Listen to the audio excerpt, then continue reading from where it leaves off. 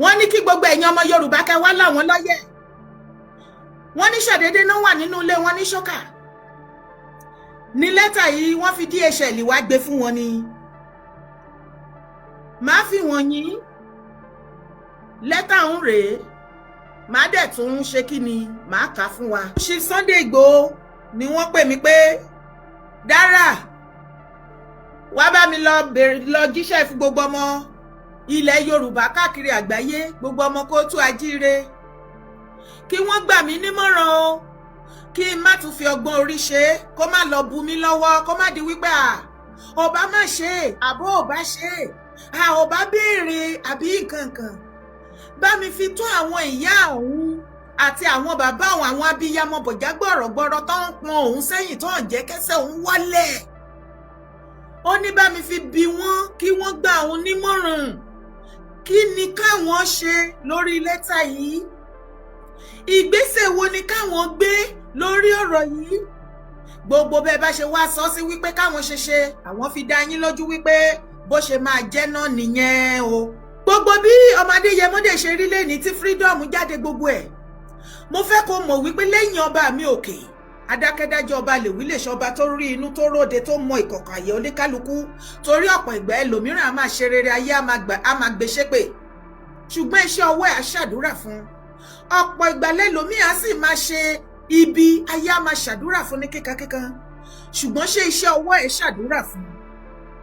Gbogbo ìrìn àjò tó máa Adéyẹmọ rìn, tí n bá kọrin yẹn ó lè má yí ọ̀pọ̀lọpọ̀ wípé ṣí Sunday Adéyẹmọ òkú ewu iná kì í pa àwòdì òkú ewu. Gbogbo ọmọ Yorùbá mà kú ewu lórí ọ̀rọ̀ ọmọ Adéyẹmọ ewu iná kì í pa àwòdì òkú ewu. Lẹ́yìn ọba mi òkè onílẹ̀, lẹ́yìn àwọn òbí tó dẹ̀jẹ̀jọ́ ìyá tó dẹ̀jẹ̀jọ́ ṣí Sunday Adéyẹmọ fúnra lára wọn lójú, ìyá ìyàwó tó jẹ́ ìyá mẹ́ta tí wọ́n bá ìrìn àjò yìí lọ, àti ọ̀pọ̀lọpọ̀ àwọn ẹ̀mí tí a ò lè dárúkọ tán. Ṣé ti kọ́sí wọn Aláàjì ni, àbí tọ̀rẹ́ wọn, àbí ti kòkòrò tí wọ́n gé orí ẹ̀, àbí ti ìyá Adé Ifá, àti gbogbo wọn wọ́pọ̀ bẹ́ẹ̀ àti bíṣọ̀pù mélòó la fẹ́ rántí, màmá Fáṣákin, barista Fáṣákin, gbogbo wọn kí Ọlọ́run kó bá wa tẹ́ wọn sí afẹ́fẹ́ rere. Kọ́ọ̀lù tí ń lọ pọ̀ngbàpọ̀ngbà, ẹ̀jẹ̀ àgbékọ̀. Ẹ káalẹ́ o, wọ́n dúró tán nípò ìyá fún wípé sẹ́ ibi tó bá lọ làwa náà ń lọ, tó bá ti dé báyìí ó dé bá wa. Lẹ́yìn ẹ jẹ́ a dúpẹ́ lọ́wọ́ gbogbo ọba ilẹ̀ Yorùbá lẹ́ẹ̀kan sí gbogbo àgbààgbà pátápátá nílẹ̀ lóko, bẹ̀rẹ̀ látọ̀dọ̀ bàbá wa President Bola Ahmed ọmọ Tinubu PBAT. Ẹ ṣe yìí ó jọ wá lójú o, ó yà wá lẹ́nu, torí tẹ́ ẹ̀ bá ṣe kò sára tá a fẹ́ dá, àákọ̀ máa fapá jánrí, àá máa fẹsẹ̀ janlẹ̀, àá máa ṣe gbogbo ẹ̀ náà ni. Ẹ proof àwọn nǹkan kan fún wa ń bẹ̀ yẹn, àti kẹ́kọ̀ọ́ lọ́dọ̀ ti tèmi àti kẹ́kọ̀ọ́ mẹ́kọ̀ọ́ tó já sí wípé gbogbo aṣọ kọ́ là ń sá lóòrùn. Ẹ ṣé, àti gbogbo ọba, bàbá wa Ládọjà, bàbá Láàfin, bàbá Ọọ̀ni, àti gbogbo ọba aládé àti tìbálẹ̀ àti àwọn ìjòyè, àwọn aráàlú gbogbo wa, gbogbo mẹ́mbà Oòduà Yorùbá Nation pátápátá, àṣìṣe takuntakun gbogbo wa la dúró. Ǹjẹ́ ẹ mọ̀ wípé àgbà kí wọ́n fi Chief Igboho sọ ìwọ àtẹ̀mí lẹ́nu? Ṣé ẹ mọ̀ wípé kò sí àtìgbà tó ti ń gbọ́ history ilẹ̀ ọmọ Yorùbá tí wọ́n ṣe akíkanjú, tí wọ́n ti ní ìfáǹfà pẹ̀lú ìjọba? Ǹjẹ́ o ti rí ìkéyìí nínú àwọn ọmọ Yorùbá tó ti ní 1 or 2 challenges pẹ̀lú ìjọba Nàìjíríà tí wọ́n pa á dànù? Wọ́n pa á. Tọmọ Adéyẹmọ iná wọ́n gbìyànjú ẹ̀. Ṣé o ti gbàgbé nígbà tán lọ bá ń lé? Ó ní mo ṣe máa sọ wípé jẹ́ ká rúure, tí ìwà tẹ̀mí bá rúure ó ti di dandan ká sọ̀rọ̀. Ọlọ́run. Gbogbo èpè lórí ọmọ Adéyẹmọ lọ́dún náà sọ́hùn àti bàbá Akíntóyè, gbogbo wa èpè dé everything, èébú, ìbà lórúkọ jẹ́. Ó gba 20 billion lọ́wọ́ Tinubu, ó gba 40 billion, bàbá Akíntóyè ti gba 100 billion, wọ́n ti gba kinní kan billion. Èpè.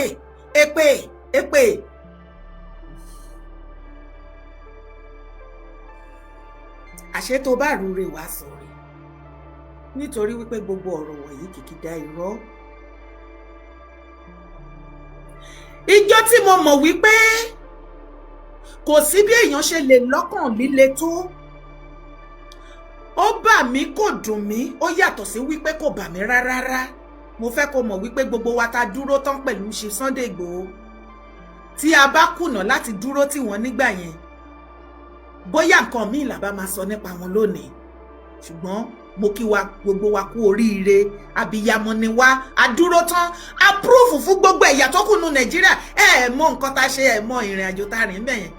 bàbá ńlá powerful message la fi ránṣẹ́ sí wọn ní north, every other tribe nù Nàìjíríà, wípé ó tó gẹ́ ìran alùbàtà kọ̀ kì í dárin. ó ti pẹ́ tẹ́tẹ́ máa ń pa àwọn ọmọ wa tó bá ti dé àárín ìgbà kan, ṣùgbọ́n lásìkò yìí Yorùbá ti jẹ́ o, a ò sún mọ́ o, kárọ̀jìrè ti jẹ́ o, a ò sún mọ́ o.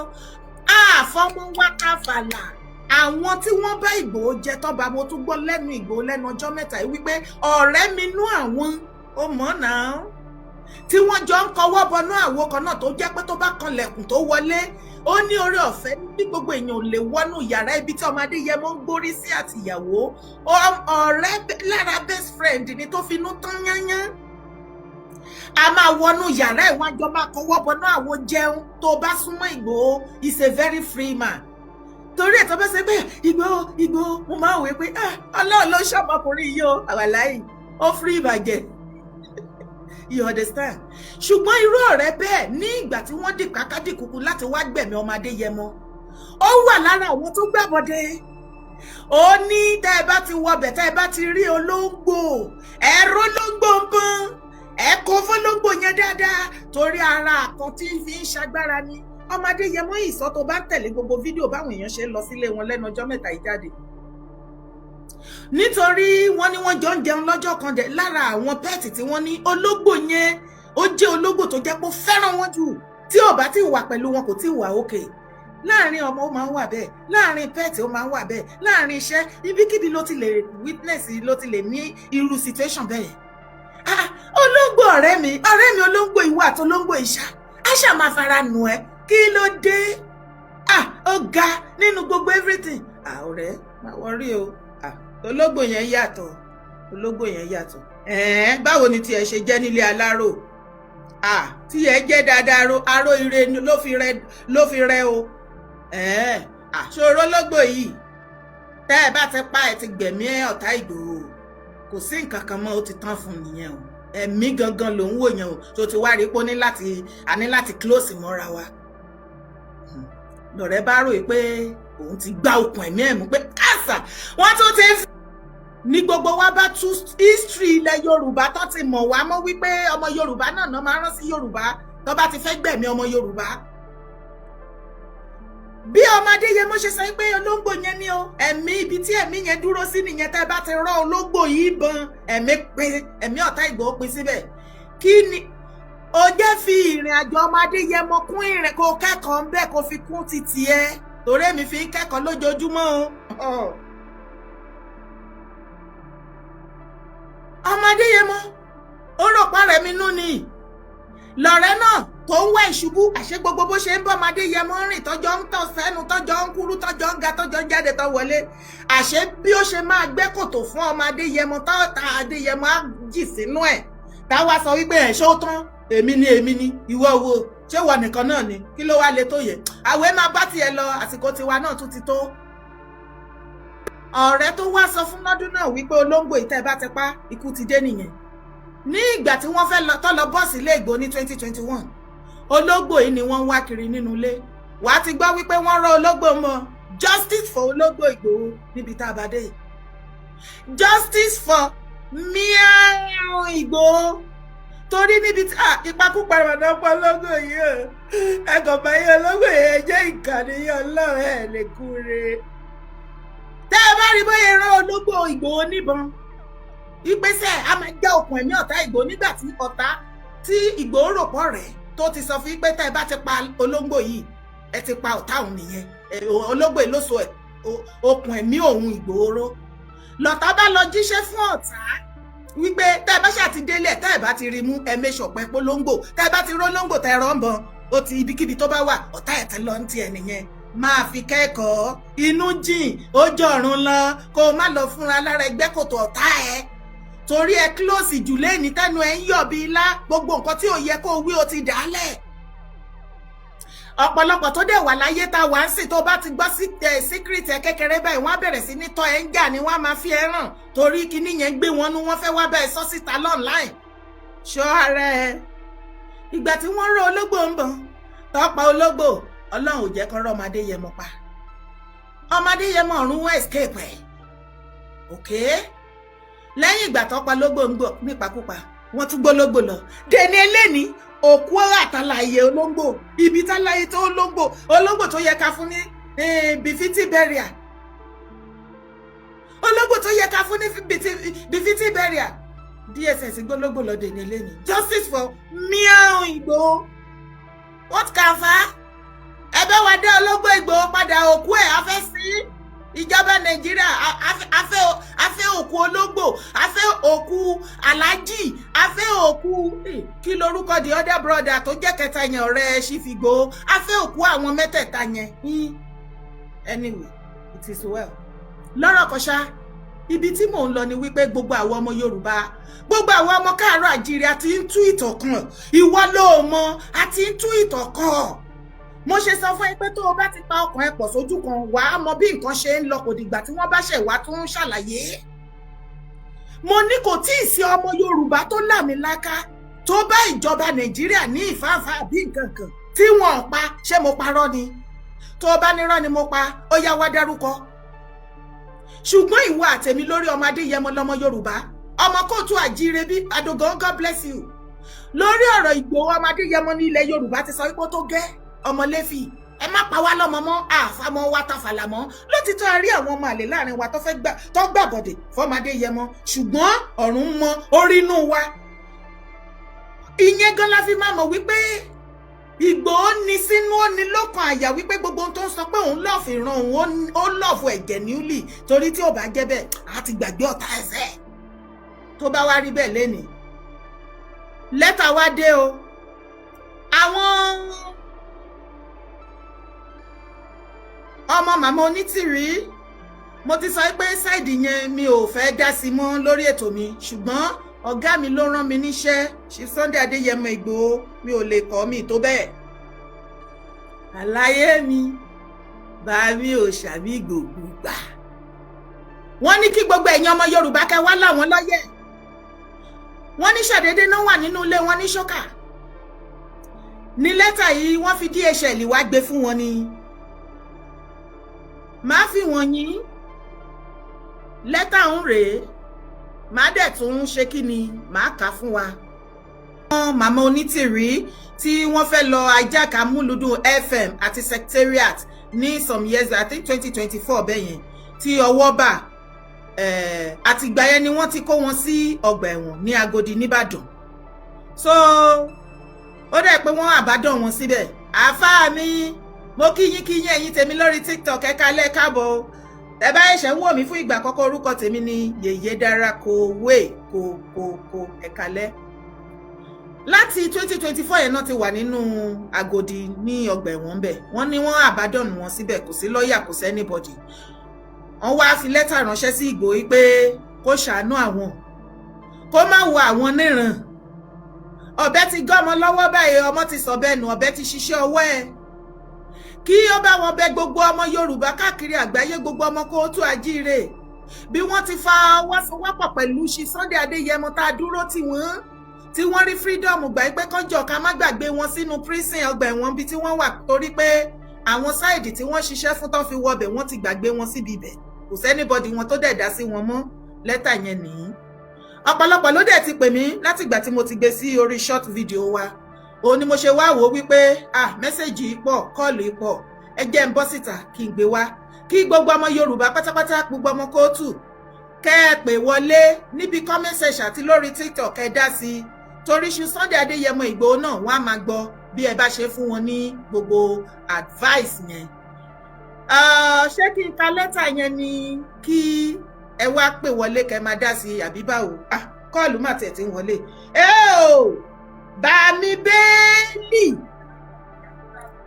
Bàmí ọmọ Bẹ́ẹ̀lì ọmọ ọlọ́mọ fẹ́ àjíléjà ẹkùn ọmọ Àkúrẹ́ lómi méjì ọ̀pẹ̀jẹ̀jì lálà àmẹ́ṣà Àkúrẹ́ oko Àkúrẹ́ òye mẹ́kun ẹ bá fi rẹ̀ wà bá. Ara bọ̀mọ́.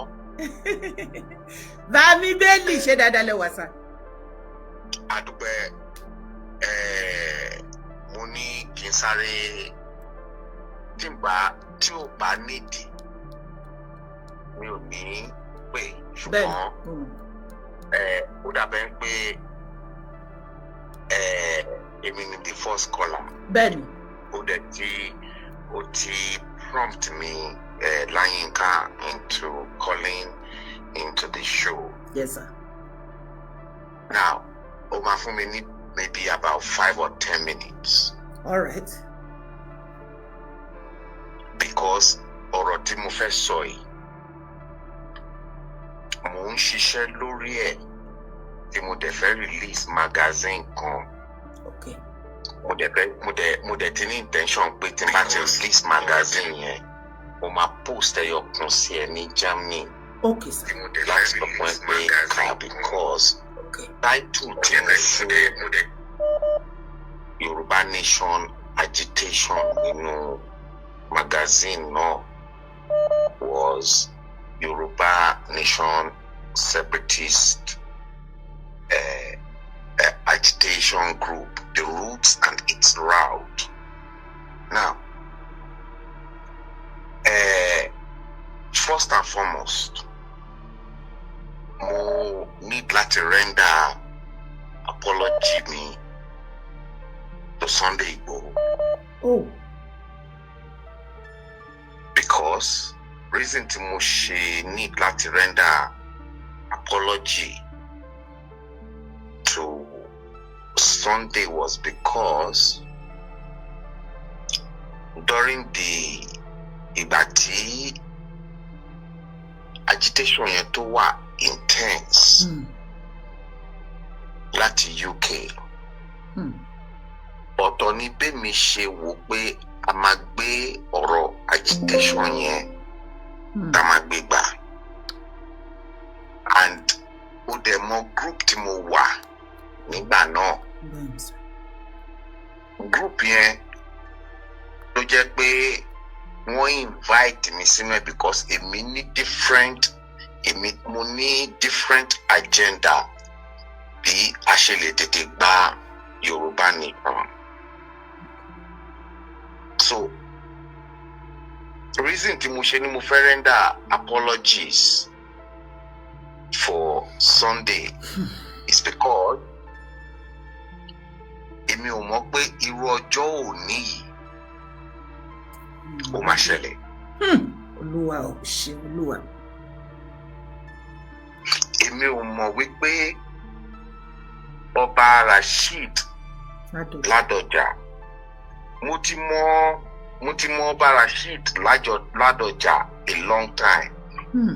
Mo dẹ̀ mọ̀ pé Ládọjà was a warrior and a fighter. Mo ti mọ̀ tipẹ́tipẹ́. Now, gbogbo ìgbà tí àwọn èèyàn tí wọ́n fẹ́ lọ sọ nígbà fake dodgy Buhari tó wà ní Aso Rock tí wọ́n fẹ́ lọ sọ bánà sínú ilé Ìgbòho nígbà náà. In as much as bí mo ṣe wò pé kò yẹ kí Sunday gbé orí wọnú agitation, mo pé àwọn èèyàn mo dẹ̀ sọ fún wọn pé nǹkan tí wọ́n plan ní Àbújá láti wá ṣe fún ẹ̀rẹ́ o. Wọ́n fẹ́ wá sọ gbaná, wọ́n dẹ̀ fẹ́ mú warrant of arrest nígbà fake Muhammadu Buhari. Kò dẹ̀ sẹ́ni tó máa bá mi contest ẹ pé kò ṣe fake Muhammadu Buhari because mo ní evidence. Now, ìgbà tí Sunday wá sí UK, mo máa dá orúkọ kan fún Sunday. Ṣadé Ọ̀nàbánjọ. Okay. Ṣadé Ọ̀nàbánjọ òun ló pè mí tó ní Mr. Bello, ẹ jẹ́ kémi àti yín ká lọ rí Sunday. Hotel tó dé sí nígbà yẹn was in Greenwich. Mo dẹ̀ ní Ṣadé ìwọ lọ, Sunday àbúrò ló jẹ́ sí mi, advice tèmi máa fún mo ti fún, mi ò fẹ́ jẹ́ kí wọ́n gbé bọ̀bọ̀ yìí because kò sí ọmọ Yorùbá tó máa wò pé kí ìrandíran ẹlòmíì tí ò ń ṣe ọmọ Yorùbá ó wá ta lu ọmọ Yorùbá ẹgbẹ́ òun, ọmọ àlè ló máa fẹ́ ṣe bẹ́ẹ̀. Èmi ò dẹ̀ fẹ́ jẹ́ kí ìjọba olórí burúkú tó wà ń bẹ̀ ńgbà náà kí wọ́n wá ta sí Sunday. So in as much as bí mo ṣe ní differences in opinion as a Yorùbá man pẹ̀lú Sunday, mo ń try láti protect her as well. Now that is besides. Let's move forward. Òṣàmí tẹ́ bá ń gbọ́ Frank Bello láti UK ni wọ́n sọ̀rọ̀ o. À ń gbọ́ yín sir. Now fast forward. Dara. Yes sir. Tó bá rántí ìgbà tí aṣẹ́wó ìyàwó ẹni tó ń pè rẹ̀ níyàwó MKO Abiola tó gbé orí wọlé to interview ẹ̀. Mo rántí pé mo pè ẹ́, mo ní Dara ṣọ́ra o, aṣẹ́wó ni arábìnrin yìí o. Nǹkan tèmi mọ̀ mo dẹ̀ sọ fún ẹ, ọmọ tó lóun bí fún Abiola ó fèlì DNA. Bàbá Bello ẹ mọ̀ kan torí àsìkò wa, a lot of people náà fẹ́ dá ṣètò ẹ̀yìn ẹ̀kọ́ jẹ́ ká gbàgbé ti sáìdì ọ̀dọ̀ wọn yẹn. Lẹ́tà tí Ìgbòho sọ síta pé àwọn tí wọ́n kó sí correctional center ní Agodi pé kí Ìgbòho wá gbà òun sílẹ̀.